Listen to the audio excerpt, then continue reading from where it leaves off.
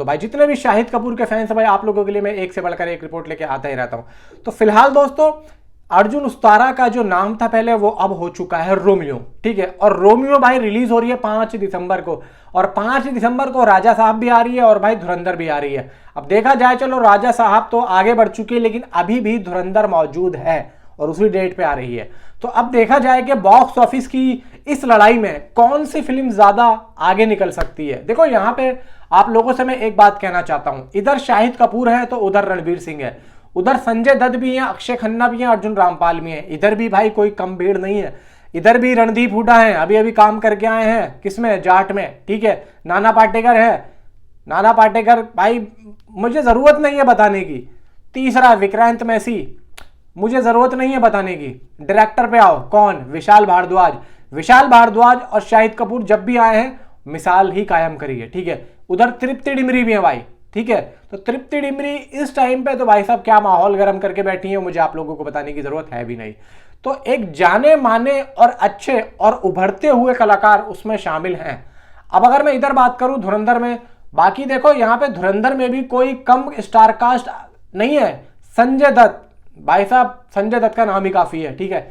रणवीर सिंह, ठीक है, एलिवेशन आ रहा है उनको देख के। दूसरी तरफ भाई साहब अक्षय खन्ना अभी करके आए हैं, कौन सी भाई, छावा में औरंगजेब बने थे, फाड़ के रख दिया। अर्जुन रामपाल को हम बहुत टाइम के बाद देख रहे हैं और वो भी बिल्कुल ही अलग ही कैरेक्टर में। मुझे लगता है कि अर्जुन रामपाल से उम्मीदें हैं जो कि वो एक अच्छा खासा अपना नाम दोबारा से यहाँ पे कमा सकते हैं उनका 2.0 में। लेकिन अब यहाँ पे डायरेक्टर भी भाई साहब धर साहब है, वो भी अच्छे डायरेक्टर है।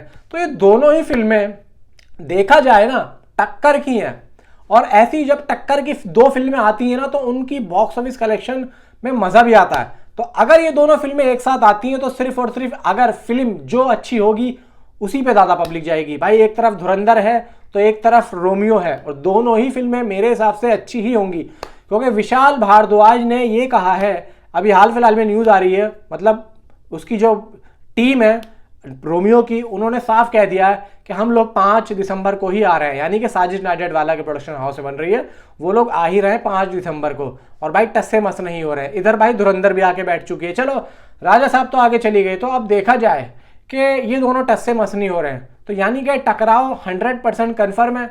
तो यानी कि भाई एक चीज तो निकल के आ रही है, बॉक्स ऑफिस का क्या होना है, बॉक्स ऑफिस का तो कुत्ता बनना है, ठीक है। अब यहाँ पे बात ये आती है कि चलो हमने धुरंधर का तो टीजर देख ही लिया, लेकिन भाई साहब अर्जुन उस्तारा के यानी कि रोमियो के टीजर का क्या।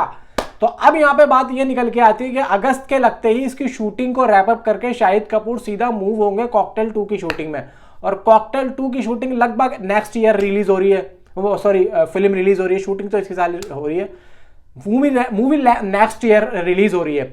तो अब उसका टीजर लगभग दोस्तों मैं ये समझता हूं कि शूटिंग को रैप अप करते ही ये लोग देंगे। मे बी ऐसा मुझे लग रहा है कि अगर बागी 4 सितंबर में आ रही है तो बागी 4 के साथ में साजिद नाडियाडवाला चाहेंगे कि भाई रोमियो फिल्म का टीजर आ जाए, अगर आ रही है तो। देखो भाई फिल्म को अगर देखा जाए कि रिलीज होने में सितंबर में ज्यादा वक्त नहीं है बागी 4 को, बाकी देखने वाली बात यह होगी कि बागी 4 आती है और कब आती है, क्योंकि देखो फिर अगर सितंबर में आती है, सितंबर, अक्टूबर, नवंबर, दिसंबर, तो 4 महीने के बाद में साजिद नाडियाडवाला की दूसरी फिल्म भी अगर आ जाए तो कोई हर्ज नहीं है। लेकिन अगर बागी 4 आगे बढ़ती है तो मैं ये समझता हूं कि बहुत ही जल्दबाजी हो जाएगी प्रोडक्शन हाउस में, फिर हो सकता है कि रोमियो आगे बढ़ सकती हो। वैसे मैं चाहता नहीं हूं कि रोमियो फिल्म आगे बढ़े, रोमियो 5 दिसंबर को ही आए, मैं ये चाहता हूं।